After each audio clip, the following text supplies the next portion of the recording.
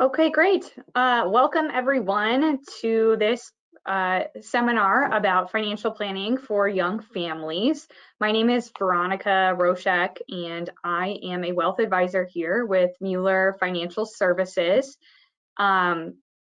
Just a couple of quick housekeeping items for everyone as we go through the presentation, just so you're aware. You don't have the ability to use the chat. If you have questions, please reach out via email afterwards. We can't provide a copy of this exact presentation by any means, but more than happy to speak with anyone one-on-one after or answer any questions that may come up during this presentation. More information about this will be available for you in the handout section as well. And we'll go ahead and get started. So just a little overview of what we're going to discuss today, really broken down into 4 pieces. So what is wealth? Like, what do we think of as that? Because that can be different for anyone. It does not necessarily need to mean the same thing. And it's important that when you're thinking through your own financial picture as you're building that for your own family, however that may look, that you're doing that in a way that works well for you and is working towards your goals. Investing, just briefly about, looking beyond the headlines of what's going on in the world today. Third thing will be going into considerations for just some other kind of pieces of the entire financial picture that we should be looking at outside of just our investments, as we're making sure that we're really doing a good job covering your whole picture.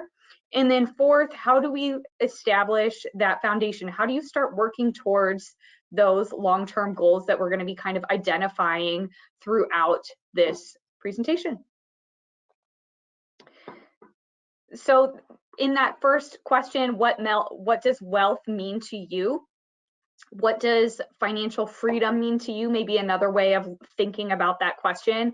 Here's some common answers that may come up when people are thinking about this, and they could mean a variety of different things. And it's going to be different for you based on what stage of life you're in, and that is okay. We're going to kind of talk through how to break those things down, especially if you're going through lots of different potential milestones. So I myself can fit right into this category. I'm getting married later this year. We'll be thinking about starting a family and things that are right here in this bucket. I work with lots of people that are in these same stages of whether it's getting married or living together with someone else, or starting a family. Maybe it's adopting, or maybe it's doing some further college planning with children. Whatever it may be in that stage of really being in the family cycle, there's a lot of different pieces that go into your financial picture, where you're not just thinking about that end game of or what we think of sometimes as the end game of retirement. Where really that's just a goal to get to, and then we want to work through retirement as well. But we've got a long time before we hit that retirement age, usually when we're in this kind of segue of things. So we want to make sure that we're thinking about all of these pieces of our financial picture. So what does that mean to you? Here are some things to be thinking about, and please feel free to be identifying these for yourself as we're going through this. I think that can be a really helpful exercise to just jot down a couple of quick notes about what is important to you in your overall picture. So what ways do you want to be supporting your family, whatever your family looks like? What sorts of things that are fun, creative interests do you want to have as part of your financial picture? What does that financial independence piece look like for you? Whether that is meaning that you have the ability to retire early, maybe it's being debt-free. Those would be a couple of examples. Focusing on wellness. So as part of the entire wellness thought process, more than just, of course, we think about, sleeping well, healthy eating, Exercise, another big piece of wellness and mental wellness is definitely tied directly to your financial wellness. A lot of times our financial stresses can put a big hindrance on our health.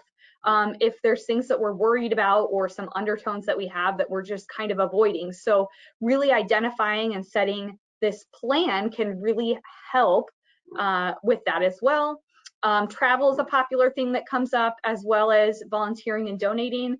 There may be some other things that fit into your picture here as well. So just some food for thought to be thinking about that as we're going through moving forward.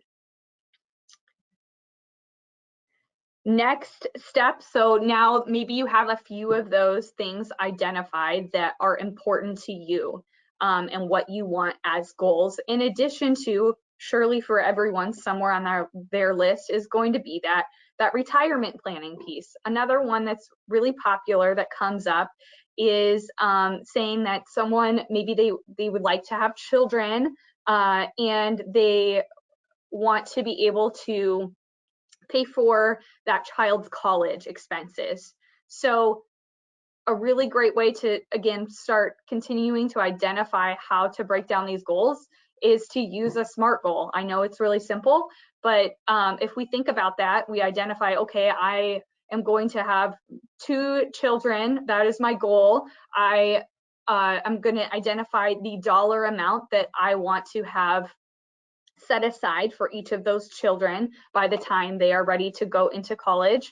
I'm going to have the time frame for when they are likely going to get there.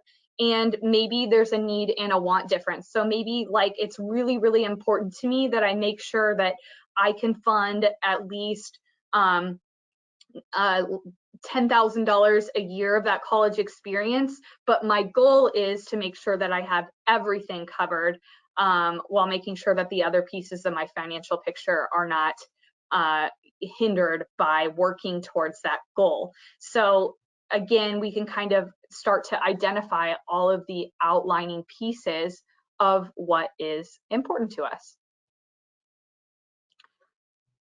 Example of this in another scenario would be to look at it, as I was speaking about briefly earlier, by the different terms of these goals. So again, with that college experience, that would be fitting into this medium-term goal. So maybe I'm about to have children and I'm thinking about, you know, how they're going to be then entering into education within the next 18 to 20 years.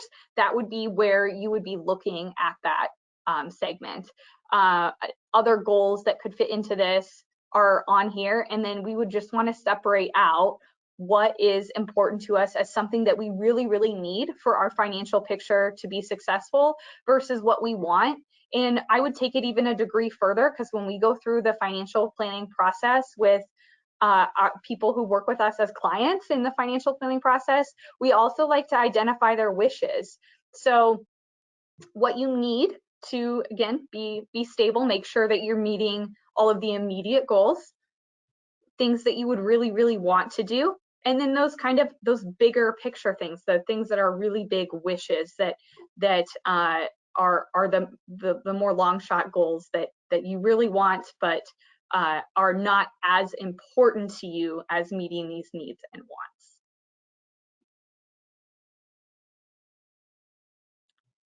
Okay, so we'll segue at this point into investing and looking beyond the headlines. So here we've got a couple of, maybe things we've seen a little bit too much of at this point related to, so we've got vaccines and masks and different things related to coronavirus here as an image.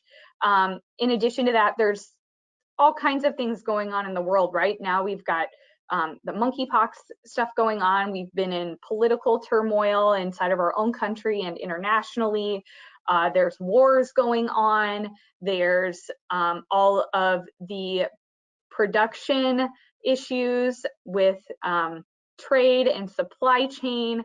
and climate control, and there's a million things going out there, and it's going on in the world. And all of that, of course, we hear all of these stories and how it also relates to what we are invested in and what we should be invested in or shouldn't be invested in. And there's all sorts of extremes out there in the news.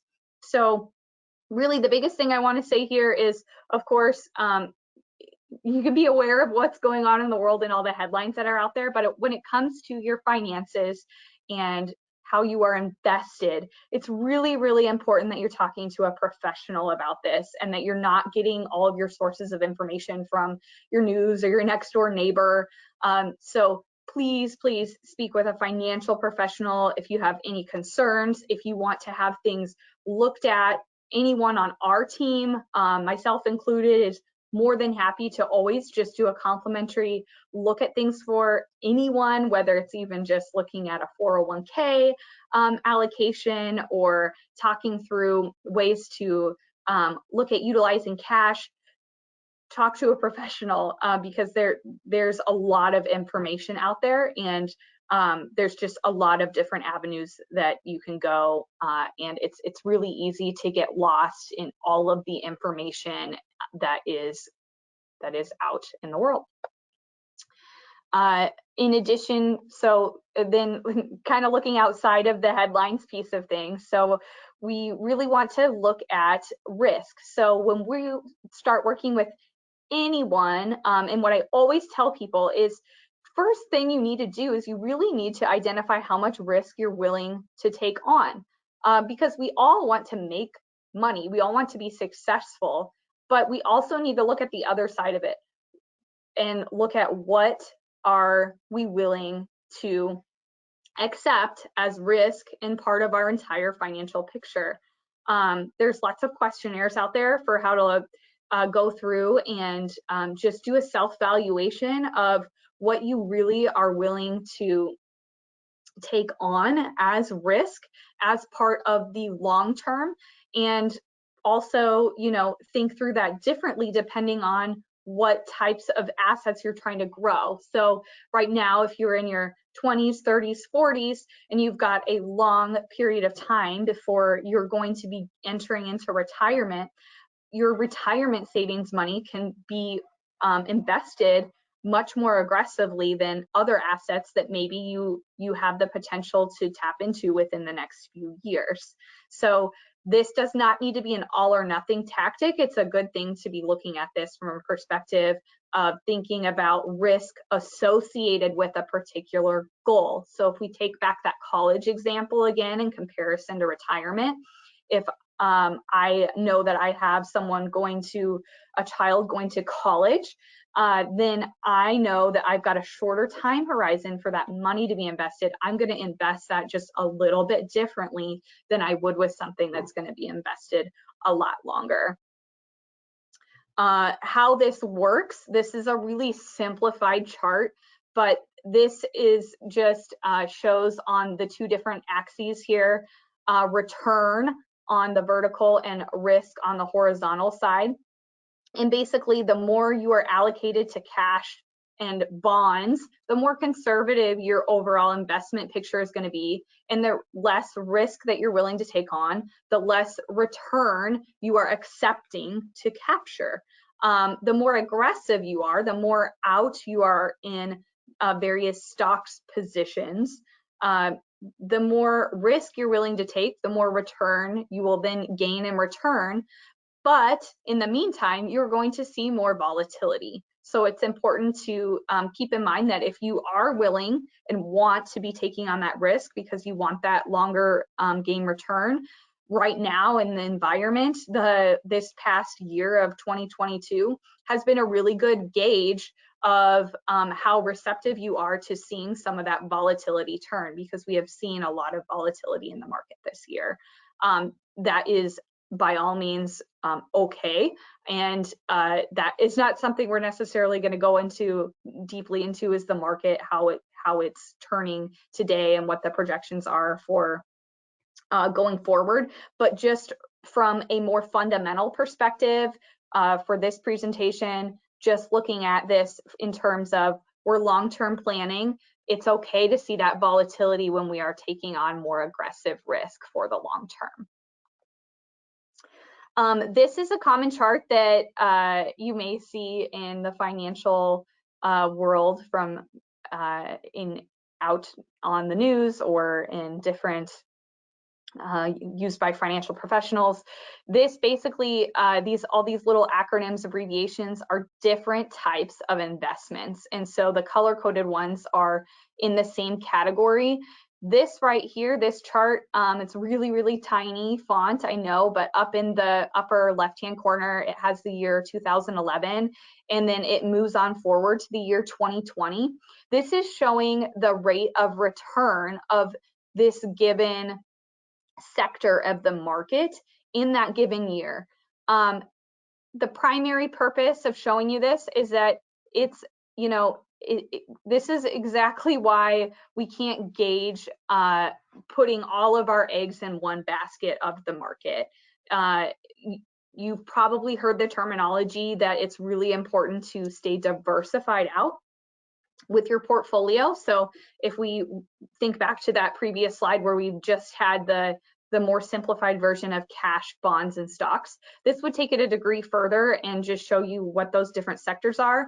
And this purple, the diversified portfolio, would be a mix of all of these different types of investments. And this is just an averaged one, obviously, because whatever you would yourself be invested in would be much more appropriate to your actual risk tolerance and what your time horizon is. But here, this is just again, a really simplified version of why we wouldn't put all of our eggs in one basket. So if we just look at the year 2011, top left-hand corner, we've got bonds that were the big winner that year at 7.8%. Woo. But if we, in 2011, we weren't heavily in bonds, but we see how well they're doing and we shift more money to bonds because we see they're doing really, really well. And gosh, we want to make sure we capture that. Well, what happens here is in the next year, well, now that we moved money away from these other categories, we missed out on some of these really large gains in 2012. In large cap value positions, it was up 17.5%. And so it's important as we're looking at this that we have to stick to the fundamentals. We can't get lost in the noise of what is going on in the world. And there's a lot that goes on behind the scenes to make sure that we're not doing this buying high up here and selling on the low down here. You hear the terminology that we want to be doing the opposite of that, actually. This next chart, it looks really, really darn similar, but if you take a look a little bit closer, you can see that this one, some of the colors actually have more of a pattern in this one. So take the purple or the orange or yellow, the cash, and for the most part here, it looks a little bit more predictable. The reason that it looks more predictable on this particular slide is that this slide is actually tracking the volatility or the fluctuation in the value of that position instead of the rate of return. So some of these positions are inherently a lot more volatile. Cash is not very volatile, the yellow. So you see cash, the yellow position, sticking for the most part closer to the bottom. You see this purple diversified, just like on the last slide, kind of sticking more along the middle. And this just shows, again, how it can be important to just capture these different aspects of the market and diversifying as part of our overall portfolio. This next slide here, this shows why when there's turmoil, or why we don't want to try to time it on an even more extreme where maybe we want to just be sitting out in cash. We understand it. It's our human nature to, there's things going on in the world, and we know that things are there's lots more stuff going on in the world, and so we don't want to get invested when we think everything is not going well. However, when we're sitting on the sidelines, we're not doing ourselves any favors either. This right here, this chart shows the power of sitting on the sidelines in cash and what inflation does. That's another thing that's really, really relevant right now. As we all know, we've all, gone to the gas station and gotten groceries, and maybe if you've tried to book a plane ticket, you're well aware that the cost of things is substantially higher right now. That inflation is something we're certainly all feeling in some capacity or another. And so through this same 20-year period we were looking at on the other page, this shows how if you had $100,000 and you had that sitting in cash, that $100,000 would have a value of only $68,000 20 years later, even though it felt safe sitting in cash. That's how that purchasing power can get eroded. That's the other side of it being really important, to not keeping too large of a portion of our overall assets in cash as we are working towards our goals. This is another example of a different just aspect of this as well. So similar to sitting in cash, maybe you've been invested, but you feel like, I hear people say all the time, oh, well, I just want to, I'm just going to pull some out right now, and then I'm going to go back in right when it's getting ready to go up. Very important thing to keep in mind is that if you stay invested, if you just leave it alone and you just, don't open that next quarterly statement, if it's something that's keeping you up at night and that sort of thing, if you can just stay the course for these long-term events, you're going to see the return in the value of your investments in the long term, as long as you have the ability to stay invested in the long term. This shows just missing the top 5 days during a 20-year period. A 20-year period, that's how significant of a difference in the portfolio could be by missing out on those days because you're trying to time the market. So timing the market, it just does not work. Missing the top 25 days, again, 25 days is not that large of a period of time in a 20-year period. And if you miss those top 25 days, your value would actually be under the investment that you started with over there on the right. Okay, so switching over into considerations for as we are thinking about maybe planning for having a family or thinking about joining finances with a spouse, or we just want to do a refresh on all of this because we are in the midst of having a family and have all the expenses of having children and the whole picture, and just want to do a really good checkup. This section is for you. So one thing to look at for sure is your workplace benefits. A really great place to start. If you do not understand your workplace benefits, please, please, please talk to your HR person and make sure that you get a good understanding of what's available to you and what the options are. And if you have really specific questions that they can't answer, they can get you to the exact people within these different areas of your benefits so that you have a good understanding of what is at your fingertips and you can really take advantage of it. There's so many times where I have worked with different individuals who may, they don't know the difference between an HMO and a PPO plan for health insurance or an HSA or an FSA, and they're missing out on huge tax savings for themselves, or maybe they're putting a lot of money into health insurance premiums when they're really, really healthy people and could be instead just funneling more of those premiums into an HSA account if that's available to them. So this is something where it's just a really good idea to do a full checkup of this. There's absolutely situations where people, depending on health, where HSA doesn't make the most sense. And then FSA, different flexible spending account opposed to health savings account on this side. Those accounts actually you need to use the money within the year. And HSA you can put money in there for a lot longer term. So it's important to again, just understand the differences here. And there's a lot of different avenues in your financial picture you could be utilizing these different benefits for.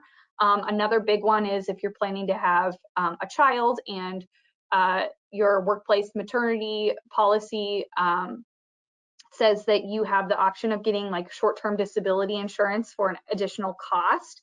That could be something that could be some good pre-planning that you could be putting in place so that you aren't having to out-of-pocket plan for not having a paycheck to cover that expense. So again, even well before these things are needed, really great idea to be taking a good look at these policies.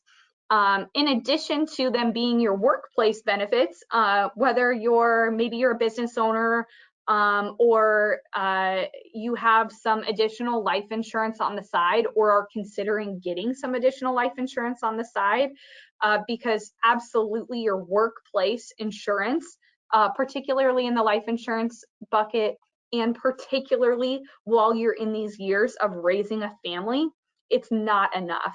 I can tell you that for a fact. You do not have enough insurance if you only have your workplace insurance and you are raising a family.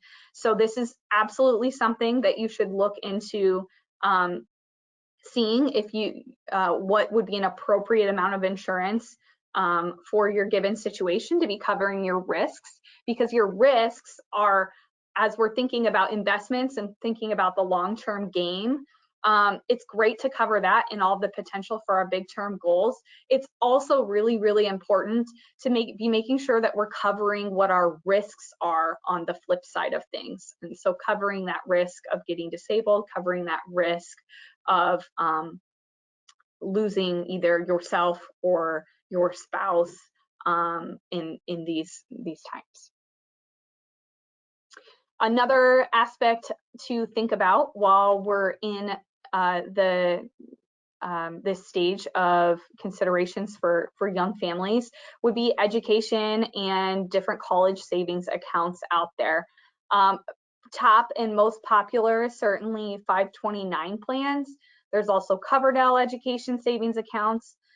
There's these two accounts as well, which UGMA and UTMA accounts, which are savings accounts for a minor. And they have different rules to them. There's also another option of saving to put away money towards college inside of a Roth IRA would be actually a fourth option, depending on the overall picture. And there's different pros and cons to these different scenarios. Whenever we start talking about education savings, though, the one thing I always like to make sure that we discuss is that while we have young children, we of course want to give them, everything we possibly can, and they're a priority. It's also really, really important that we're making sure as we're doing these savings for children that we're taking care of ourselves. So for example, if you and your spouse are have a young child and you're trying to figure out how much money you should be saving towards their college education, but you yourselves have $50,000 in student loan debt, a little bit in credit card debt, and some other debts out there as well. It's important to put into perspective that we have to make sure that we're taking care of ourselves first, that we are saving in our own retirement accounts, that we are paying off our own high interest debt, in addition to being able to earmark money towards these areas. It can be really hard to navigate planning all of those separate pieces at the same time. So it's important to really, take some time, lay out everything that is in your picture, all of the debts, all of the areas that you have these goals towards, and make sure that you're taking care of yourself as well as taking care of the next generation and doing what you want to for them as well. Okay, so we covered this really, really briefly earlier, but life and disability insurance coverage, what do you have and what can you afford? And what do you need? So this is really specific, again, to your individual picture. But when we think about life insurance first, as it's listed here, it's a I would say the minimum standard of something that you want to think of is you want to make sure you're covering about 10 years of your salary at a minimum. There's other things that we would consider adding on in addition to that. So a lot of times through work, you may be given 1 or 1.5 times your salary in life insurance as a group benefit. You would want to supplement on top of that a lot more life insurance. So for example, if you were making $100,000, just for simple math, that means that you would have $150,000 in life insurance available to you through work if you were being given 1.5 times salary in a life insurance benefit. That means that I have at a minimum about an $850,000 gap. Why so much money? Well, just start thinking through if you have young children and you've got a spouse. We're not just thinking about trying to get them through the next 2-3 months. We're trying to think through how we're going to help them get through all of the years of raising them, all of the goals that we want to do for them, covering the expenses of that salary that's going to be missed out on. That is absolutely at times not enough. We may need to consider other debts, other long-term goals that we want to accomplish in addition to covering that salary as part of that picture. Usually when we're thinking about all of those pieces, a great place to start is just with term insurance. And so that would be another place to look at if term insurance versus permanent insurance or some combination of the two would be a good fit for you based on those overall long-term goals. But absolutely a great place to start would be to talk to someone and to figure out what your true need is, and the least expensive way to cover your true need while you are in this period of time in your life would be through term insurance, and then considering what to be able to add on top of that or make more sophisticated on top of that depending on those long-term goals. Disability insurance, on the other hand, a lot of times you'll have some level of benefit through a workplace for disability insurance coverage. Not always. So again, always great to be looking at what coverage you have through work for both a short-term disability and a long-term disability. If there is not coverage, or maybe your spouse is a business owner or something to that effect, this would be another area that you would want to think about making sure that you have some coverage for. A lot of times there's a short-term benefit, and then that covers up to somewhere between 60, 90, or 180 days that covers half or all of a disability during that period of time. But then from day 60, 90, or 180 on forward, maybe there's a benefit of disability insurance coverage that covers about 60% of your salary. Sometimes that can be capped. So if you're actually capped at that and your coverage through work is only covering maybe 30% of your salary, for example, that would be something you would want to look at, trying to figure out how to at least cover a little bit more of that, so that if something were to happen to you from a medical perspective, or an accident or an illness, that you would be able to still have income coming in. It's one of the more forgotten areas of insurance. We cover our home, we cover our cars, we cover cyber now, we're covering our health, we're covering all of these things. But covering our risk of disability is one of our highest risks. You have a 1 in 3 chance of getting disabled for a 1 to 3 year period if you're in your 20s through your working years. And so that oftentimes is not necessarily some catastrophic lifelong injury. It may be a cancer diagnosis that you just have to recover from, and you have to go through treatments, and you just don't have the ability to work during that period of time, but then are able to go back to work again later. So again, an area to make sure that you understand what your coverage is and put the appropriate coverages in place so that you have your whole picture covered. Okay, so on from insurance, how do we really establish our overall foundation? We've covered what all of our goals are for what we want our wealth and our financial independence picture to look like, what our wants, needs, and wishes are throughout this period of time on into retirement and there forward. And we've also covered all of the different aspects of things that we should be thinking about while we're in years of raising children. So college planning and looking at our workplace benefits and making sure that we've got appropriate insurance coverages in place. We also looked at our investments and making sure that we have the right risk tolerance, and we're looking at things from an appropriate timeline perspective, and that we are invested appropriately for that situation. So as we build on this foundation, this may be a really simplified way of looking at it, but the best place to start is to really just get all of this organized.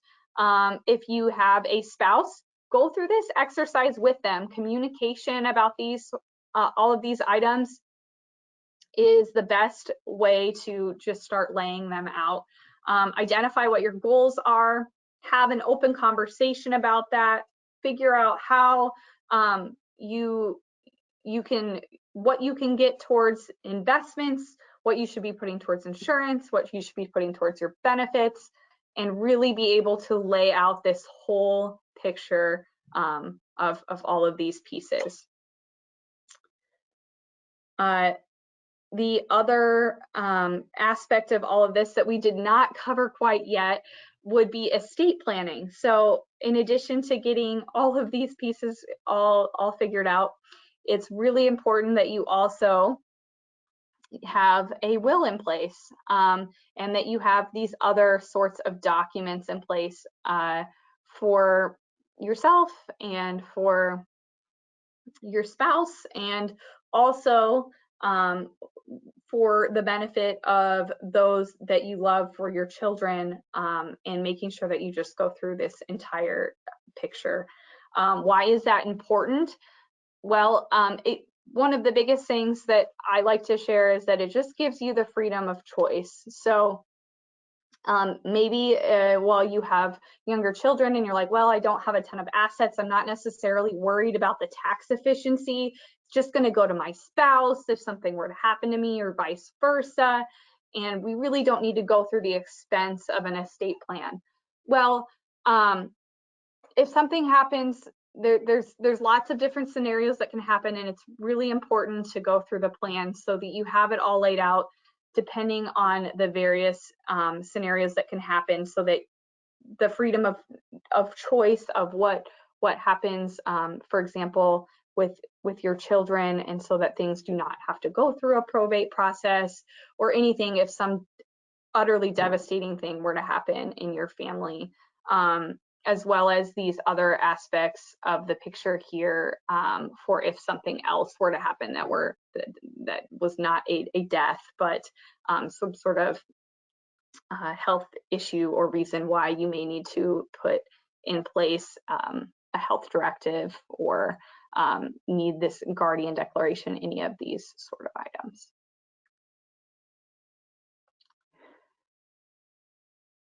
So how should we go through going through all of these steps and getting this to move forward? There's all of these different people that can be on your own personal team for all the different aspects of your life that you're going to be looking at going forward. I would absolutely highly recommend talking to someone who is a financial professional who can help you navigate and lay out the plan for how to move it forward. It does not mean that you need to be spending tons and tons of money on getting a financial plan in place. It's something that you should just open up the conversation, have that initial conversation, talk with your partner, talk with the professional, figure out what's going to be the best path for you and your family to be able to just make sure that you're working towards all of the goals that you would like to achieve in the long run. So that is really the last piece there. I am more than happy to talk with anyone about any of these items that we covered today in a lot more depth on a one-on-one setting, or answer any one-off questions. It can be as simple as trying to get an understanding of a difference between an HSA and an FSA, whether you should be saving in a 529 plan or a different means for college savings, or how to have that initial conversation about finances with your spouse. In addition to all of that, we provide complimentary initial meetings with people to talk about their financial picture, and can provide a wide array of services as far as just establishing a financial plan and helping work with you throughout your time. I really hope that this was a beneficial presentation for you today, and I appreciate all of your time. Here is all of my information as well. If you need anything, to please go ahead and reach out.